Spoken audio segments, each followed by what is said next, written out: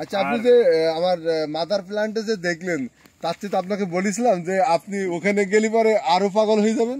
প্রথমে আবিদুর ভাইয়ের মাদার প্ল্যান্টের ওখানে গেলাম, এখন বাগানে ওই বাগানের মালগুলো আমরা বিক্রি করে ফেলেছি, এই জন্য ওগুলো কম ছিল। তা মাশাআল্লাহ, মহান রব্বুল আলামিনকে যে অশেষ ধন্যবাদ যে তিনি তার যে আসলেই যে সৃষ্টির রহস্য যে কি, এটা বাগানে না আসলে পরে বোঝা যাবে না।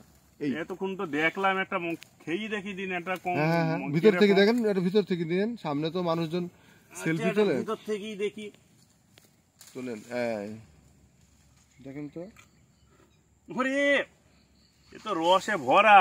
আপনার সচরাচর বাজারে যে কমলাগুলো আমরা কিনে খাই সেগুলাতেও এত পরিমাণ রস থাকে না।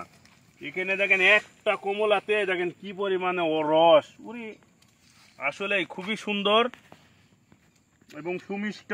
আসলে যদি এই বাগান করা যায়, আপনার মনে কি বলে, অন্যান্য ব্যবসার চেয়ে কি লাভজনক না? একটা গাছে কমলা আমি বিক্রি করেছি 3600 টাকা মন। তার মানে এই গাছটা যদি 3 মন কমলা হয়, আপনি ভাবতে পারছেন একটা গাছে কত টাকা দেবে। আজকে দর্শকদের দেখাবো সেটা, আজকে কমলা হারভেস্ট হবে, একটা গাছে সরাসরি কত টাকা কমলা হয় সেটাই দেখাবো। মানুষ কমলা দোকানে কিনতে গেলে 200, 250, 300 টাকা কেজি। আর এই কমলা মেহেরপুরের মাটি সোনার চেয়ে খাঁটি, এই বিষয়ে যদি কিছু বলতেন। সোনা সেখানে দেখেই বোঝা যাচ্ছে, এই যে সোনা ঝুলছি না, মেহেরপুরের মাটি সম্পর্কে যদি বলেন। কমলা আর